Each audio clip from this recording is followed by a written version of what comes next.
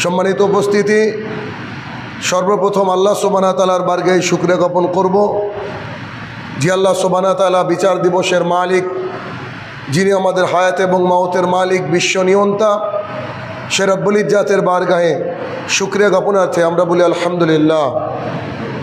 অতঃপর সমগ্র মানব জাতির শিক্ষক, সমগ্র মানব জাতির পথপ্রদর্শক মুহাম্মদুর রাসূলুল্লাহ সাল্লাল্লাহু আলাইহি সাল্লামের ওপর শতকোটি সালাত ও সালাম বর্ষিত হোক, আমরা বলি আল্লাহুম্মা আমিন। আজকে সংক্ষিপ্ত জুমার খুতবার বিষয় কবর। উক্ত বিষয়ে তথ্য এবং তত্ত্ববহল আলোচনা করার চেষ্টা করব ইনশাআল্লাহুল আজিজ। যদিচ কবরের উপরে বহু আলোচনা আমরা শুনেছি এখানে বসেই, তারপরেও আজকে আবার কবর নিয়ে আলোচনা। এর পেছনে অন্যতম কারণ হচ্ছে আনাস রাদিয়াল্লাহু তাআলা আনহু বলেন, রাসূলুল্লাহ সাল্লাল্লাহু আলাইহি সাল্লামকে একজন ব্যক্তি এসে জিজ্ঞাসা করলেন, আল্লাহ রসুল সাল্লাল্লাহু আলাইহি সাল্লাম, এই পৃথিবীর মধ্যে সবচেয়ে বুদ্ধিমান মানুষ কে? তখন রাসূলুল্লাহ সাল্লাল্লাহু আলাইহি সাল্লাম বলেছিলেন, সেই ব্যক্তি সবচেয়ে বুদ্ধিমান যে প্রতিদিন বারবার সে তার মৃত্যুকে স্মরণ করে। কেননা এই পৃথিবীর বুকে যত আমরা বাস্তবতা দেখি, যেমন সূর্য পূর্ব দিক থেকে উঠে পশ্চিম দিকে অস্ত যায়, আমাদের চোখের সামনে একটা বীজ থেকে ফসল উদ্গত হয়, আমরা মানুষজনকে চলাফেরা করতে দেখি, যত বাস্তবতা দেখি তার মধ্যে নির্মম এক বাস্তবতা, সেটা হচ্ছে মৃত্যু, যা আমরা পরম্পরা দেখে আসছি, কিয়ামত পর্যন্ত সিলসিলা চলতে থাকবে। তো রাসূলুল্লাহ সাল্লাল্লাহু আলাইহি সাল্লাম জনৈক ব্যক্তিকে বলেছিলেন, সবচেয়ে বুদ্ধিমানের পরিচয় হচ্ছে সেই যে ব্যক্তি প্রতিদিন বারবার মৃত্যুকে স্মরণ করে। অপর হাদিসে রাসূলুল্লাহ সাল্লাল্লাহু আলাইহি সাল্লাম বলেছিলেন যে তোমরা মৃত্যুকে বেশি বেশি স্মরণ করো, কেননা যেমন করে তোমাদের খাবারে যদি লবণ পড়ে যায়, খাবার যেমন খাওয়ার অযোগ্য হয়ে যায়, তোমাদের যে দুনিয়ার আয়াস, আরাম, রিল্যাক্সেশন, এই আরাম থেকে তোমরা যদি মৃত্যুর কথা স্মরণ করো, তাহলে তোমাদের দুনিয়ার জীবনে তিক্ততা চলে আসবে, আখেরাত সম্পর্কে তোমাদের জানতে মন চাইবে, এবং আখেরাত সম্পর্কে তোমার ধারণা যখন সুস্পষ্ট হবে, তখন তুমি আখেরাতের জন্য কাজ করবা। অর্থাৎ মানুষ তার চলমান জীবনে ডাইভার্ট হয়ে যায়, ইনকাম নিয়ে মত্ত থাকে, পরিবার নিয়ে মত্ত থাকে, নানান দুনিয়ার বিষয় নিয়ে মত্ত থাকে। তখন মানুষ যদি আখেরাতকে স্মরণ করে, তখন মনে হয় যে দুনিয়ার জীবন তো ক্ষণস্থায়ী, আমার তো আসল জীবন মৃত্যুর পরে, অতএব সেই মৃত্যুর পরের জন্য আমি কি করছি, এটা তার ব্রেনের মধ্যে ঢুকে যায়। তখন সে নিজে নিজে ভাবতে থাকে যে দুনিয়ার জীবন তো চলে যাবে একদিন, মৃত্যু তো একদিন অবধারিত আসবেই, কিন্তু এই জীবনটা পার করে যে জীবনে পদার্পণ করব, যেটা হচ্ছে চিরজীবন, যেখানে মানুষের আর মৃত্যু নাই, সে জীবনটা আমি কেমন করে পার করব।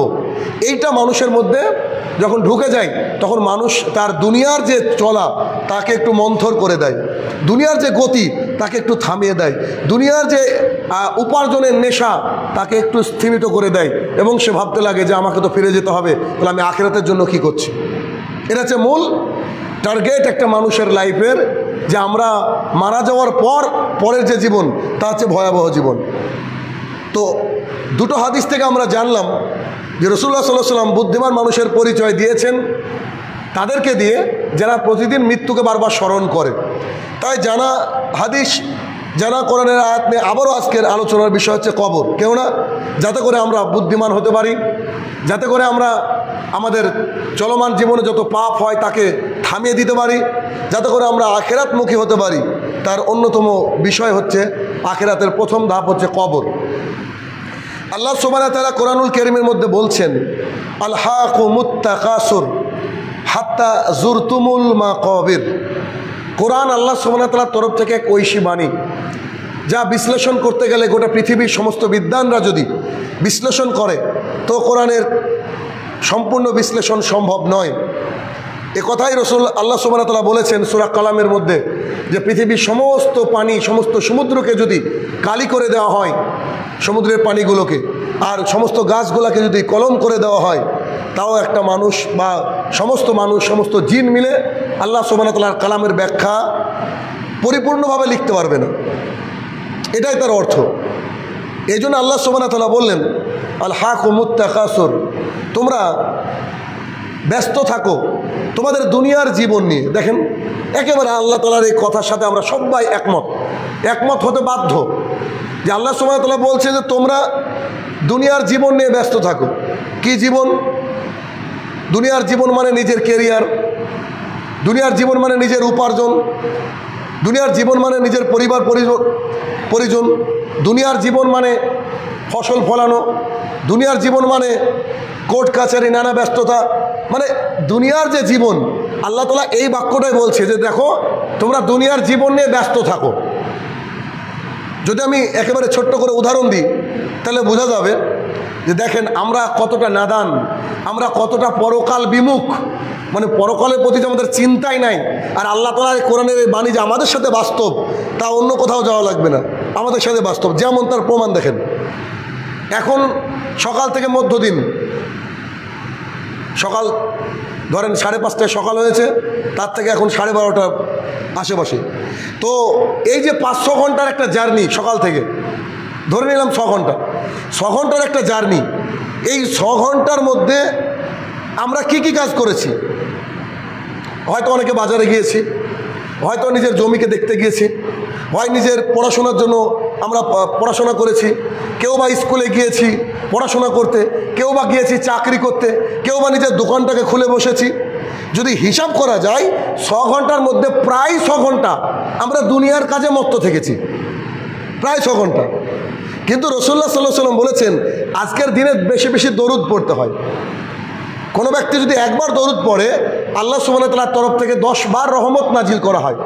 কিন্তু সকাল থেকে এই পর্যন্ত যদি আপনার আমার দরুদের লিস্ট করা হয় যে আমরা কতবার দরুদ পড়েছি, কতবার ইস্তেগফার পাঠ করেছি, কতবার বারবার করে ঘড়িটা দেখেছি যে কখন জুমার আজান পড়লো বলে, কতবার আমাদের বুকের মধ্যে এরকম একটা ব্যস্ততা কাজ করেছে যে আমাকে যেতে হবে এখনই, সালাতের সময় বোধহয় হয়ে গেল, আমি আমার কাজটাকে থামিয়ে দিই।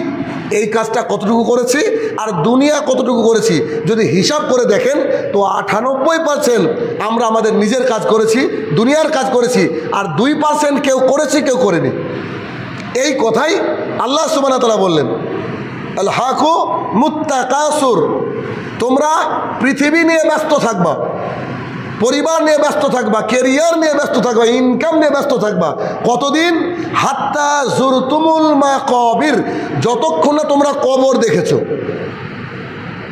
যে লোকটা পরিবারের দিনরাত মেহনত করে ইনকাম করে পরিবারকে চালায়, সে লোকটা যদি সেই দিন মারা যায়, তার বাড়ির সবাই ব্যস্ত হয়ে যায় তাকে কখন দাফন করবে এটা নিয়ে, তাকে কখন কবরস্থ করবে এটা নিয়ে।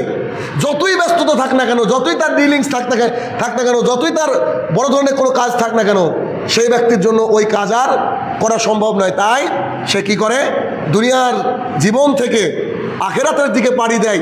তখন কিন্তু একেবারে তার সমস্ত রুটিন স্তব্ধ হয়ে যায়। হয়তো কালকে চেন্নাই যাওয়ার কথা ছিল, হয়তো পরশু কেরালা যাওয়ার কথা ছিল, হয়তো কোনো একটা কেরিয়ার তৈরি করার জন্য কোথাও যাওয়ার কথা ছিল, কিন্তু সব কিছু একেবারে ধ্বংস হয়ে যায় একটা সেকেন্ডের কারণে।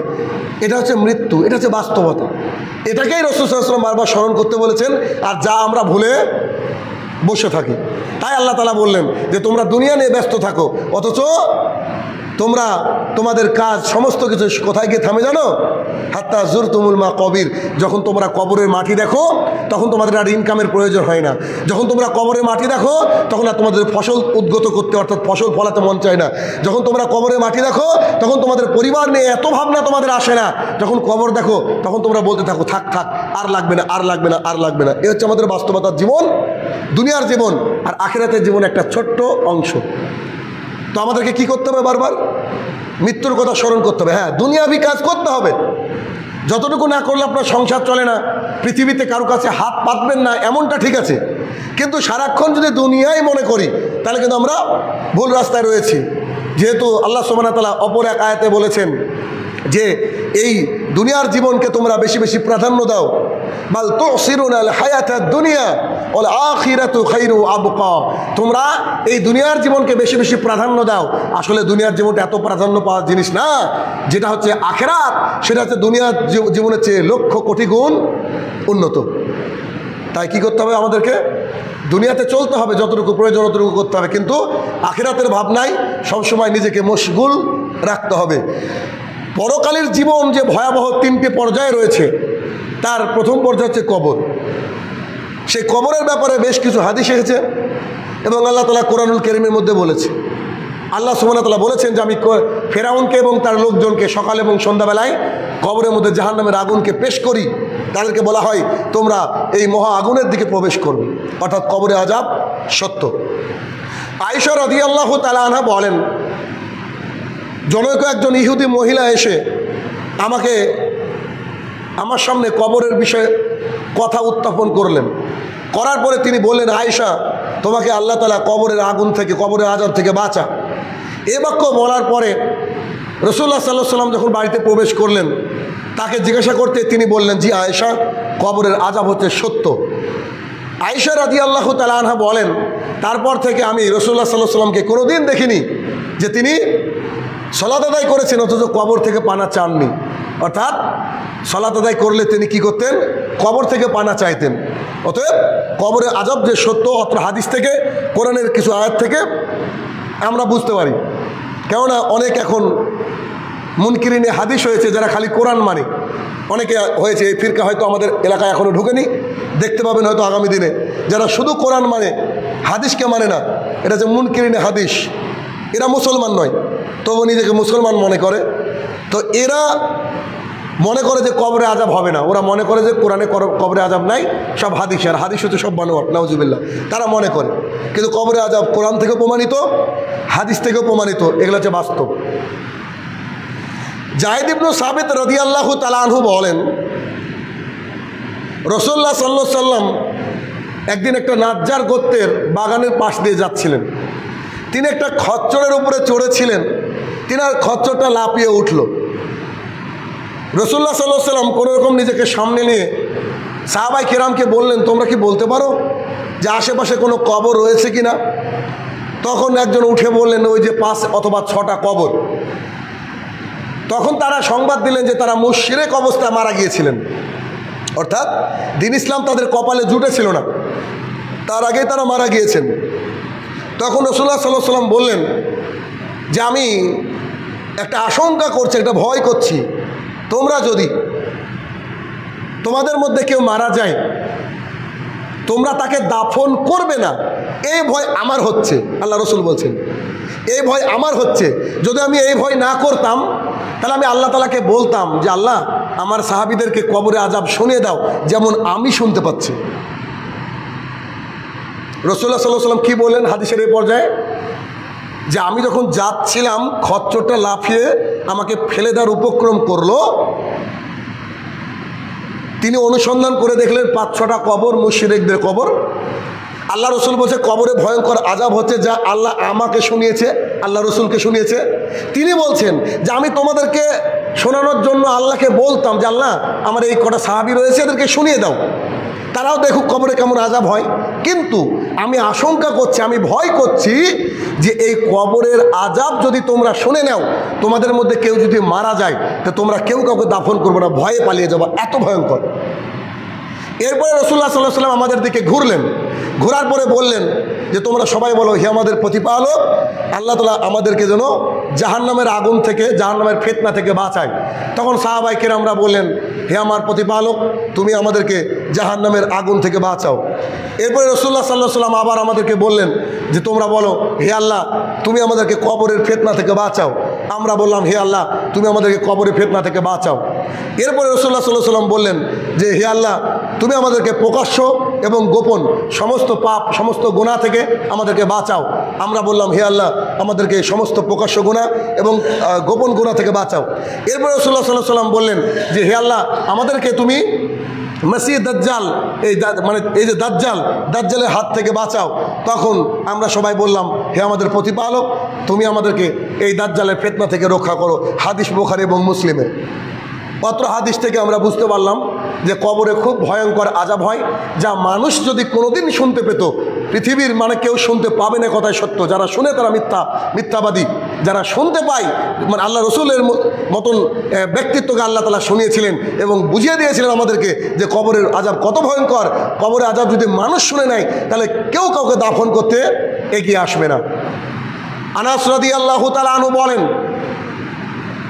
রাসূলুল্লাহ সাল্লাল্লাহু আলাইহি ওয়াসাল্লাম বলেছেন, ইন্নাল আবদা ইদাউদিয়াতি কাবরিহি, যখন কোনো বান্দাকে কবরের মধ্যে রেখে দেওয়া হয়, ওয়াতাওয়াল্লু আনহু আসহাবুহু, তাকে রেখে ফিরে যখন তার সঙ্গী সাথীরা কবরস্থ করতে যারা গিয়েছে তারা যখন তাকে কবরস্থ করে ফিরে আসে, তখন তারা যে জুতা স্যান্ডেল পায়ে দিয়ে আসে, এই জুতা স্যান্ডেলের আওয়াজ কবরবাসী শুনতে পায়। কবরবাসী যখন শুনতে পায় জুতা স্যান্ডেলের আওয়াজ, সে কবরে অসহায় হয়ে শুয়ে থাকে। এমত অবস্থায় ভয়ঙ্কর দুজন ফেরেশতা তার কাছে আসে, তাকে উঠে বসায় অথবা তাকে বলে, মা হাজা রজুল আল্লাযী বুইসা ফিকুম, তোমাদের মধ্যে এই ব্যক্তিকে পাঠানো হয়েছিল, এই ব্যক্তি সম্পর্কে কি জানো? ফাইয়াকুলু, ওই ব্যক্তি বলতে থাকে, ও যদি মুমিন হয় সে ব্যক্তি বলতে থাকে 5 ওয়াক্তের সালাত আদায়কারী হয়, যদি মুনাফিক না হয় তাহলে বলতে থাকে হুয়া মুহাম্মদুর রাসূলুল্লাহ সাল্লাল্লাহু আলাইহি সাল্লাম, উনি হচ্ছেন আল্লাহ রসুল সাল্লাল্লাহু আলাইহি সাল্লাম। তখন তাকে বলা হয়, এই দেখো জাহান্নাম, এটা তোমার বরাতে ছিল, তোমার ভাগ্যে ছিল, আল্লাহ সুবহানাহু ওয়া তাআলা তার বিশেষ অনুগ্রহে তোমাকে জাহান্নাম থেকে জান্নাত দিয়েছে, এই দেখো জান্নাত। তখন তাকে বলা হয়, তুমি এবার ঘুমিয়ে যাও।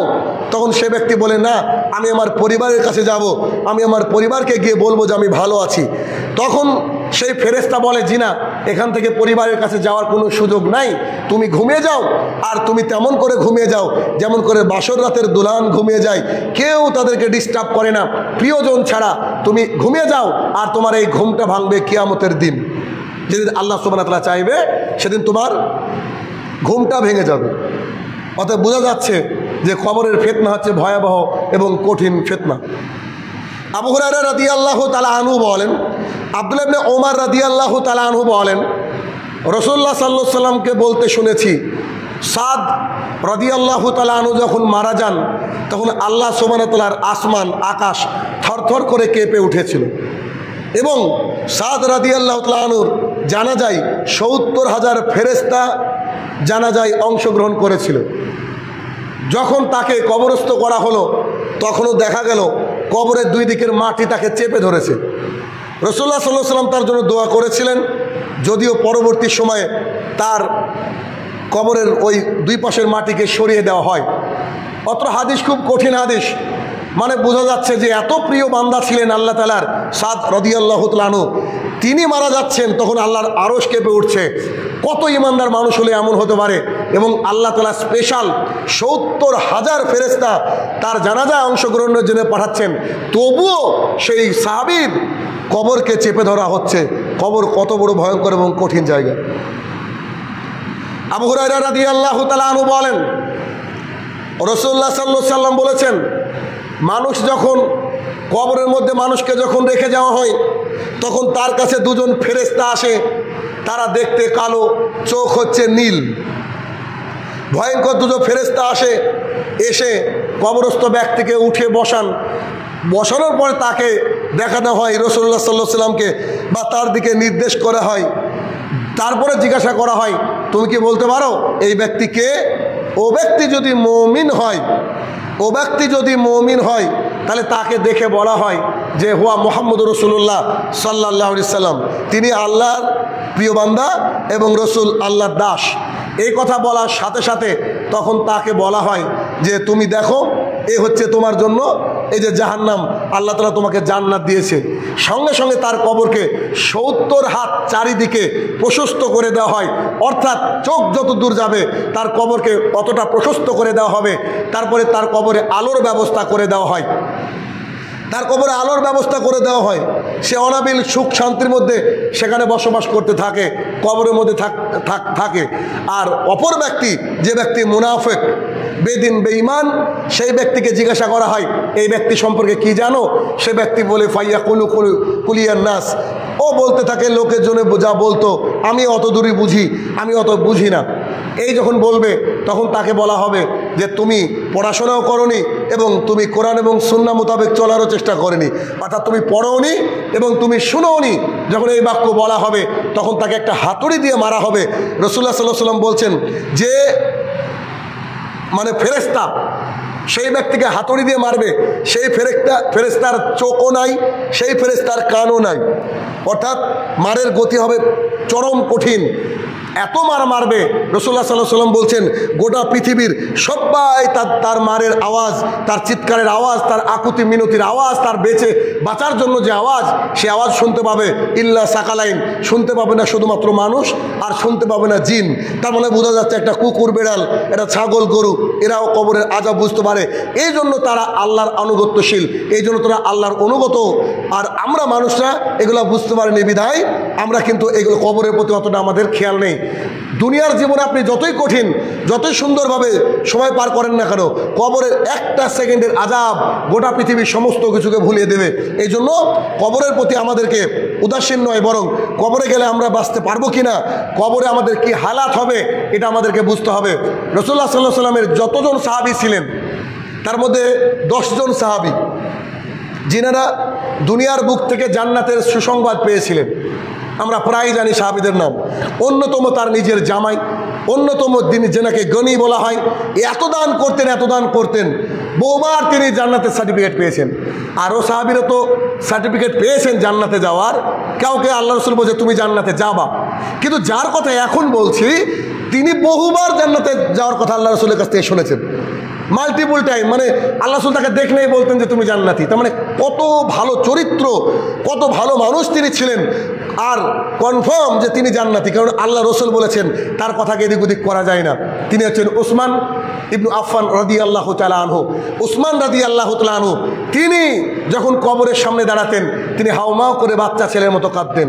তার চাকর হানি তাকে বলছেন যে আপনি কবরের সামনে দাঁড়ালে বাচ্চা ছেলের মতো কাঁদেন, অথচ আপনি জান্নাত জাহান্নাম দেখেন, তবুও আপনি কান্না কেন করেন না? বা সরি, জান্নাত জাহান্নামের কথা বলেন, তখন আপনার চোখ দিয়ে পানি বেরায় না, অথচ কবরের সামনে দাঁড়ালে আপনি কেন কেঁদে বুকটা ভাসিয়ে দেন? তখন তিনি বলছেন যে আমি শুনেছি রাসূলুল্লাহ সাল্লাল্লাহু আলাইহি ওয়াসাল্লাম বলছেন, আল কবরি আউলা মিন মানজিল মিন মানাজিল আল আখিরা। কবর হচ্ছে আখিরাতের প্রথম মঞ্জিল, প্রথম ধাপ, প্রথম স্টেপ।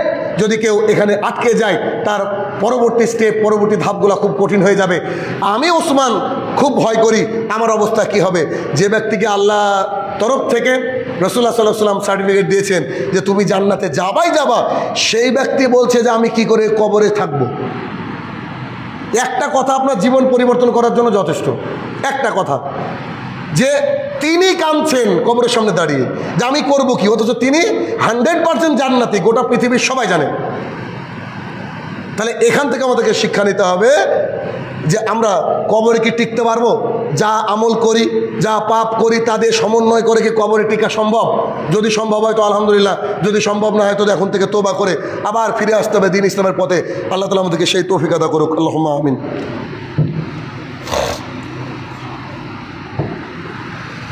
আলহামদুলিল্লাহি ওয়াহদা ওয়াসসালাতু ওয়াসসালামু আলা মান লা নাবিয়্যা বাদা, আম্মা বাদ।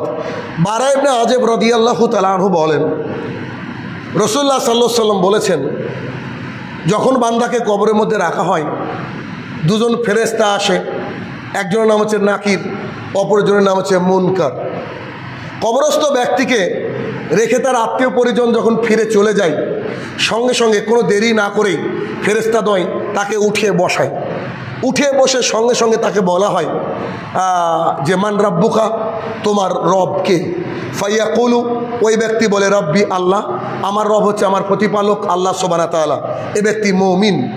ফাইয়াকুলানি লাহু, ফেরেশতাদ্বয় আবার তাকে প্রশ্ন করে ওমা দীনুকা, তোমার দিন কি, তুমি কোন ধর্মের অনুসারী ছিলা? ফাইয়াকুলু, সেই ব্যক্তি বলে দীনিল ইসলাম, আমি ইসলামের অনুসারী ছিলাম। ইসলামের অনুসারী ছিলাম, এই বাক্যটা তারাই বলতে পারে যারা দিন ইসলামকে পূর্ণাঙ্গ মেনে চলতে পারে। ফাইয়াকুলানি লাহু, ফেরেশতাদ্বয় আবার প্রশ্ন করে যে তুমি মাহাজা রজুল আল্লাহ জিবইসফিকুম, অথবা মান নবিউকা, তোমার নবী কে ছিল, বা এই ব্যক্তি সম্পর্কে তুমি কি জানো? ফাইয়াকুলু, ওই ব্যক্তি বলতে থাকে হুয়া মুহাম্মদুর রাসূলুল্লাহ সাল্লাল্লাহু আলাইহি সাল্লাম, উনি হচ্ছেন আল্লাহর প্রেরিত বান্দা এবং রসুল।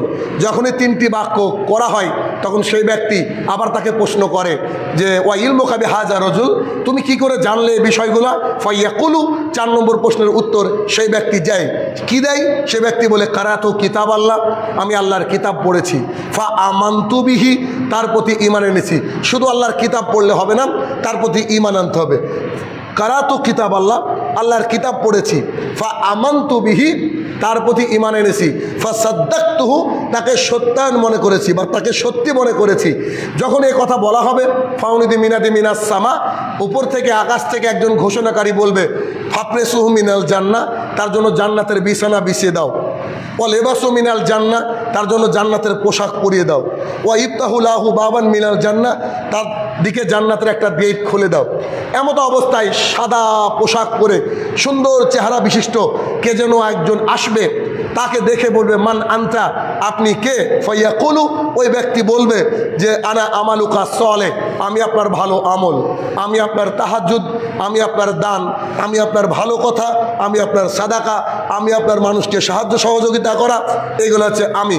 তখন সেই ব্যক্তি বলবে, হে আমার প্রতিপালক, আমি এত ভালো আছি কবরের মধ্যে, এত নিয়ামত পাচ্ছি, তুমি তাড়াতাড়ি কিয়ামত করে দাও। কিয়ামতের মাঠে হয়তো আমি আরও বেশি নেকি পাবো, আরও কিছু পাবো, আর ওগুলা পাওয়ার মধ্যে আমি জান্নাত হয়তো পেয়ে যাব, জান্নাত আরও কিছু আছে জান্নাতের মধ্যে। তখন উক্ত ফেরেশতা তাদেরকে বলবে যে না, আপনারা এখন ঘুমান। তখন তারা বলবে, না, পানির ব্যবস্থা করা যায় না, একটু অজু করে একটু সলাতে দায় করব। তখন বলবে যে জি না, আর অজু করার প্রয়োজন নেই, আর সলাতের দরকার নেই। এজন্য আমি আপনাদেরকে প্রায় বলি, হয়তো আপনারা মূল্যায়ন করেন না, যে পৃথিবীতে ঘুমানোর জায়গা না, ঘুমানোর জায়গা হচ্ছে কবরে। যত পারবেন ঘুমান কবরে, কিন্তু দুনিয়ার বুকে ঘুমিয়েন না, দুনিয়ার বুকে ঘুমিয়েন না। আল্লাহ তাআলা রাতকে ঘুমের জন্য দিয়েছে, ঠিক আছে, কিন্তু ফজরে ঘুমিয়েন না। আল্লাহ তাআলা ঘুমের জন্য দিয়েছে, কিন্তু আসরে ঘুম পাড়িয়েন না। অর্থাৎ 5 ওয়াক্ত সালাত আদায় করে যতক্ষণ পারেন ঘুমান, অসুবিধা নেই, কিন্তু ঘুমানোর জায়গা কিন্তু কবর। আর যদি দুনিয়াতে ঘুমান, তাহলে কবরের ঘুমটা আর হবে না, তখন সেখানে হাতুড়ি খেতে হবে, ঘুমানোর কোনো সুযোগ থাকবে না। আর যে ব্যক্তির বুকের মধ্যে তাড়া থাকে সলাতের ব্যাপারে, সেই ব্যক্তি কি? সেই ব্যক্তি কবরে গিয়ে অজুর জন্য বদনা খুঁজবে, কবরে গিয়ে অজুর জন্য একটু পানি খুঁজবে। তো দুনিয়াতে যদি কারো সলাতের প্রতি ভালোবাসা থাকে, তবে না সে করবে। আপনি তো, আপনার সামনে তো আমি বাস্তব উদাহরণ, আপনি তো দেখেন যে জলসা থেকে 2টোর সময় আসে, জলসা থেকে 3টের সময় আসি, বলেন তো 2টো 3টে এসে আপনাকে ফজরের নামাজ আমি পড়াই বা পড়ি। এবার কল্পনা করেন তো, 2টো থেকে জেগে থাকা, সারা রাত জেগে থাকি, যে না, যদি এখন ঘুমিয়ে যাই ফজরের নামাজ পাবো না। 1:30টা থেকে জেগে থাকি, আপনি কল্পনা করতে পারেন যে সারা রাত জেগে এসে আবার বসে থাকি। আবার 3টেতে এসে জেগায়, 3টেতে আসলে তো আরও বেশি কঠিন। সারা রাত এমনি জেগে আসি। তারপরে আপনাদের তো নিজের বোধ বুদ্ধি হওয়া উচিত। কেননা আবু হুরায়রা রাদিয়াল্লাহু তাআলা আনহু বলেছেন, রাসূলুল্লাহ সাল্লাল্লাহু আলাইহি ওয়াসাল্লাম বলেছেন যে মুনাফিকদের উপরে সবচেয়ে ভারী নামাজ হচ্ছে ফজরের নামাজ আর এশার নামাজ। তাহলে ফজর আর এশাকে আপনি ভালো করে গুরুত্ব দেন। আর ফজরের সালাত আর আসরের সালাত, এর গুরুত্ব আবার অপরিসীম রয়েছে, যে এই সময় ট্রান্সফার হয় ফেরেশতা। তাহলে আপনি আপনার নিজেকে চেষ্টা করেন, যদি ঘুমই এত প্রিয় হয়, তাহলে কিন্তু জাহান্নামকে প্রিয় করে নিতে হবে। আর জাহান্নাম খুব ভয়াবহ জায়গা, এটা খেলনা নয় যে মাঝে মাঝে বলি ব্যাস এরকম। জি না, আপনি আমাদেরকে দেখে শিখতে পারেন তো, যে আমি তো আসি, আপনার বলেন যে ফজর কাজা হয়েছে আপনার জীবনে, আপনি দেখেছেন যে আমি বাড়িতে আসি অথচ ফজর আসেনি। এগুলা শিক্ষা নিতে হবে। কেন? আমি খুব আগুনকে ভয় করি, দেখেন তো, শীতের দিনও ঘামা মানুষ আমি, তো আল্লাহর কাছে গিয়ে জাহান্নাম কী করে সহ্য করব? সহ্য করতে পারি না বলেই তো, পারবো না বলেই তো, যে ওই সময় কষ্ট করার পরেও আমি ফজরের সালাতকে আমি মিস করার চেষ্টা করি না, যাতে করে আপনারা বুঝেন। মনে হয় যে 2 মিনিটের নামাজ পড়ে বাড়ি চলে যায়, এত ক্লান্ত থাকি, তারপরে যতটুকু সাধ্য ততটুকু সালাত আদায় করা। এগুলো আপনাদের বিবেককে খুলে না কেন বুঝতে পারি না, যে কোরআন এবং সুন্নাহ জানলেন, যদি অ্যাপ্লাই না করেন, তাহলে এগুলা শুনে কোনো আপনার আমার উপকার হবে বলে আমরা মনে করি না। আল্লাহ তাআলা আমাদেরকে সহি বুঝদান করুক, আল্লাহুম্মা আমিন। বলছিলাম, ওই ব্যক্তি পার পেয়ে গেল, তার জন্য জান্নাতের কত নিয়ামত কবরের মধ্যে। দেখেন, তাহলে যারা ঘুমিয়ে আছে কবরে, তারা এই নিয়ামত পাচ্ছে, যদি ইমানদার হয়ে থাকে, যদি মুনাফিক না হয়ে থাকে। একই হাদিসে রাসূলুল্লাহ সাল্লাল্লাহু আলাইহি ওয়াসাল্লাম বললেন, ফায়াকুলান লাহু, ফেরেশতাদ্বয় আবার প্রশ্ন করে, যে ব্যক্তি বেদিন, বেঈমান, মুনাফিকের আলামত আপনারা জানেন, অত ব্যাখ্যা করার সময় নাই। তো সেই ব্যক্তি যখন কবরে যাবে, ফায়াকুলান লাহু, ফেরেশতাদ্বয় তাকে প্রশ্ন করবে। মুনাফিক মানে মুসলমানের মধ্যেই থাকে তারা, বেদিন বেঈমান, এদেরকে প্রশ্ন করবে যে মান রাব্বুকা, তোমার রবকে, তোমার ঈশ্বরকে, তোমার আল্লাহকে, তোমাকে কে তৈরি করেছে? যখন এই প্রশ্ন করা হবে, ফায়াকুলু, ওই ব্যক্তি বলবে, হা হা লা আদরি, হাই হাই আফসোস, আমি উত্তর দিতে পারছি না। বলেন কি হবে কবরে? ফায়াকুলান লাহু, ফেরেশতারা আবার প্রশ্ন করবে, ওমা দীনুকা, তোমার ধর্ম কি? ফায়াকুলু, সেই ব্যক্তি বলবে, হা হা লা আদরি, উত্তর দিতে পারছি না। ফায়াকুলানে লাহু, ফেরেশতা তো আবার প্রশ্ন করবে, মান নবিউকা, তোমার নবীকে? ফায়াকুলু, সেই ব্যক্তি বলবে হা হা লা আদরি, হাই হাই আফসোস, উত্তর দিতে পারছি না। তখন ফেরেশতা তাকে বলবে ওলা দাঁড়াইতা, তুমি পড়োনি শোনোনি। এখন যারা মূর্খ, পড়াশোনা জানে না, তারা মনে করে যে আমরা বেঁচে যাবো। তাহলে শুনছেন তো, দেখেন শুনছেন তো, তা আপনাকে শুনে তো আমল করতে হবে। শোনা মানে খালি শোনা নয়, শুনে আমল করতে হবে। কবরের ভয় যাদের আছে তাদের তো নামাজ কাজা হওয়া বোধহয় খুব মুশকিল। তাহলে কি এখানে বলছে যে হা হা লা আদরি, হাই হাই আফসোস, আমি উত্তর দিতে পাচ্ছি না।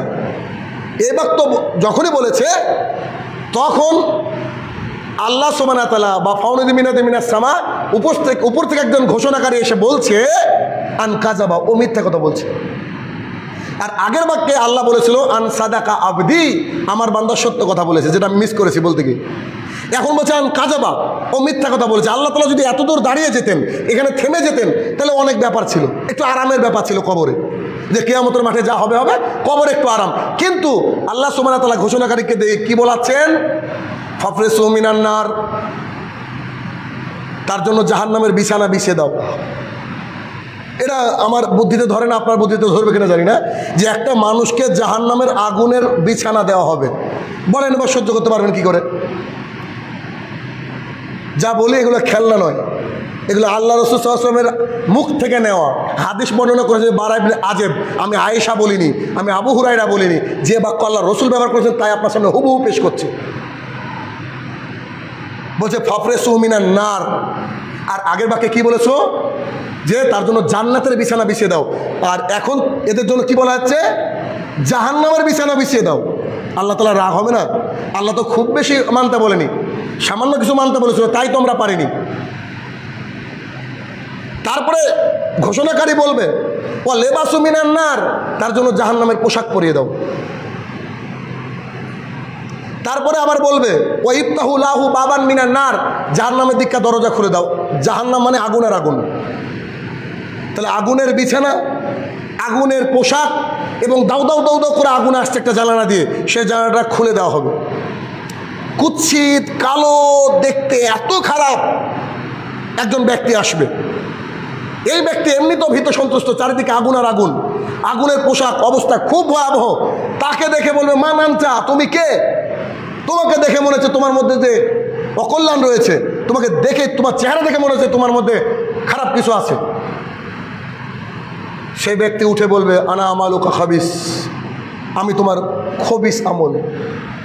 বাঁচতে হলে মুখ বন্ধ রাখতে হবে, বাঁচতে হলে চুগলখড়িকে বন্ধ করতে হবে, বাঁচতে গেলে free fire, PUBG, carrom board ইত্যাদিকে বন্ধ করতে হবে, বাঁচতে গেলে সুদ ঘুষ থেকে দূরে থাকতে হবে, বাঁচতে গেলে হারাম থেকে দূরে থাকতে হবে, বাঁচতে গেলে এই পৃথিবীর যে খারাপই রয়েছে, যে স্রোত, এই স্রোত থেকে আপনাকে নিজেকে বাঁচিয়ে রাখতে হবে।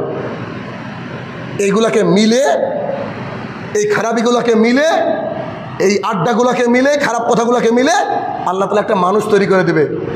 সে, তাকে জিজ্ঞাসা করতে, সে বলবে আনা আমালুকা খাবিস, মনে নাই পৃথিবীর বুকে যে আমি হচ্ছে খবিস আমল, এই কথা বলবে।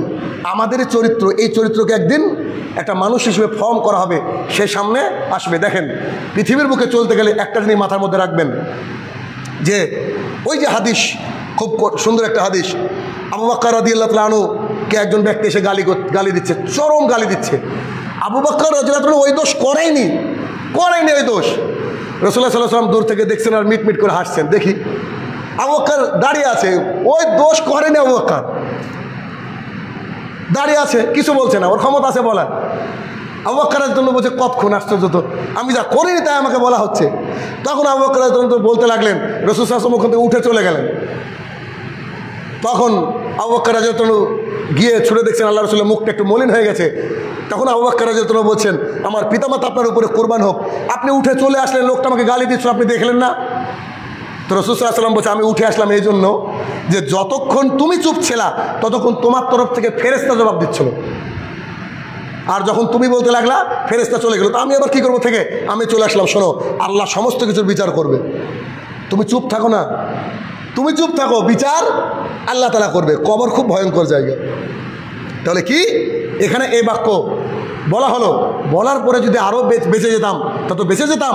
সঙ্গে সঙ্গে আল্লাহ সুবহানাহু ওয়া তাআলা আকাশ থেকে বলবে, কবরের দুই দিকের মাটিকে বলবে যে তুমি জোড়া লেগে যাও, জোড়া লেগে যাও। 1, কবরে আগুন জ্বলছে। 2, বিছানা আগুনের বা পোশাক আগুনের। 3, জানালা আগুন আসছে জাহান্নাম থেকে। 4, একটা বোবা আপনার চোখে দেখতে পায় না আর কানে শুনতে পায় না, এমন ফেরেশতা ওকে মারছে। 5, কাঁকড়া বিছা নানান রকমের সাপ কবরের মধ্যে আছে। এগুলো সব আছে, এমতো অবস্থায়ও আল্লাহ সুবহানাহু ওয়া তাআলা কবরের মাটিকে বলছে জোড়া লেগে যাও। হাদিসের বাক্যটা আসছে হাত্তা তাখতালিফা আদলাহু, এই যে ডান পাজরের হাড়, ওই যে কদিন আগে কুরবানি করলাম না, গরুর যে বাতা বা ছাগলের যে বাতা দেখেননি, ওই যে হাড় দুটো দুই দিকে থাকে বুকের সাইড থেকে, এই যে 2 হাড়। বাক্যটা দেখেন, রাসূল সাল্লাল্লাহু আলাইহি ওয়াসাল্লাম বলছেন যে উপর থেকে বলছে যে মাটি জোড়া লেগে যাও, আর যখন মাটি জোড়া লেগে যাবে এই 2 দিকের হাড় এইভাবে একের সাথে মিলে যাবে। হাত্তা তাখতালিফা আদলাহু, 2 দিকের হাড়, এ হাড়ের মধ্যে এ হাড়, এ হাড়ের মধ্যে এ হাড়, একবারে এ হয়ে যাবে। একেবারে একজন মানুষ মেসমার হয়ে যাবে, একজন মানুষ মেসমাইজ হয়ে যাবে, একবারে পিষে চলে যাবে। আর এটা কতদিন চলবে? যতদিন না কিয়ামত হচ্ছে। তাহলে ওই লোকটা যে আদম আলাইহিস সালামের জামানায় মারা গিয়েছে, ওই লোকটা আজ থেকে 100 বছর, 500 বছর, 10,000 বছর আগে মারা গিয়েছে, তার কন্টিনিউ আজকে এ আযাবই চলছে। আমি যদি মারা যাই, আপনি যদি মারা যান, আমরা যদি এই চরিত্রে হয়ে থাকি, আমাদেরও চলতে থাকবে কতদিন? কিয়ামত পর্যন্ত। এটা কি করে সম্ভব? এই জন্যই একজন ব্যক্তিকে হাতুড়ি দেওয়া হচ্ছে, কাঁকড়া বিছা দেওয়া হচ্ছে, কবরের মাটি চাপ দিচ্ছে, এই লোকের চিৎকার কোন লেভেলের চিৎকার হবে? এই জন্য আগের হাদিসটা মিলান। আল্লাহ রাসূল সাল্লাল্লাহু আলাইহি ওয়াসাল্লাম বলছে আমার খচ্চরটা লাফিয়ে উঠেছিল। আমি যদি তোমাদেরকে বলতাম, আল্লাহর কসম করে বলছি, তোমরা যদি কেউ 1 সেকেন্ডের জন্য কবরে আযাব শুনে নিতা, তোমরা তোমাদের কোনো আত্মীয় স্বজন মরলে তোমরা যেতাই না তার কাছে। কারণ এত আযাব আল্লাহ সুবহানাহু ওয়া তাআলা কবরের মধ্যে দেয়। মানুষের জীবনকে পরিবর্তন করার অন্যতম আলোচনা আমি মনে করি আখিরাতের এই কবর। এখান থেকে বাঁচতে কেউ পারবে না, এখান থেকে বাঁচতে পৃথিবীর কেউ পারবে না, কিন্তু চাইলে আযাব থেকে বাঁচতে পারে, চাইলে আযাব থেকে বাঁচতে পারে। অতএব আযাব থেকে বাঁচার চেষ্টা করতে হবে। হে আমাদের প্রতিপালক, আমরা যেন পেছনের ভুল ত্রুটিকে তোমার কাছে ক্ষমা করিয়ে একদম ফ্রেশ মানুষ হিসাবে যেতে পারি, যাতে করে ফেরেশতা আমাদেরকে প্রশ্ন করার সাথে সাথে আমরা সেই প্রশ্নের উত্তর দিয়ে দিতে পারি। আল্লাহ তুমি সেই তৌফিক আদা করো, আল্লাহুম্মা আমিন। হে আমার প্রতিপালক, আমাদের আত্মীয় স্বজন পরিজন বা মুসলমান ভাই বোনেরা যারা কবরের তলে শায়িত আছে, জানি না কি হালে রয়েছে, তারা যদি ক্ষমার যোগ্য হয় মাবুদ, তাদেরকে তুমি ক্ষমা দান করো, আল্লাহুম্মা আমিন। হে আমার প্রতিপালক, আমরা দুনিয়ার সাথে এখনও যারা খারাপির সাথে যুক্ত রয়েছে মাহবুদ, আমরা যেন এই খারাপি থেকে দূরে থাকতে পারি। আল্লাহ তুমি সেই তৌফিক আদা করো, আল্লাহুম্মা আমিন। হে আমার প্রতিপালক, আমরা এখনও যারা হারামের সাথে যুক্ত রয়েছে মাহবুদ, এই হারাম থেকে যেন আমরা দূরে থাকতে পারি। আল্লাহ তুমি সেই তৌফিক আদা করো, আল্লাহুম্মা আমিন। হে আমার প্রতিপালক, আমরা এই পৃথিবীর বুকে যেন সমস্ত গুনাহকে ক্ষমা করিয়ে তোমার দরবারে উপস্থিত হতে পারি, তোমার অনুগ্রহ পেতে পারি, তোমার দয়া পেতে পারি। আল্লাহ তুমি সেই তৌফিক আদা করো, আল্লাহুম্মা আমিন।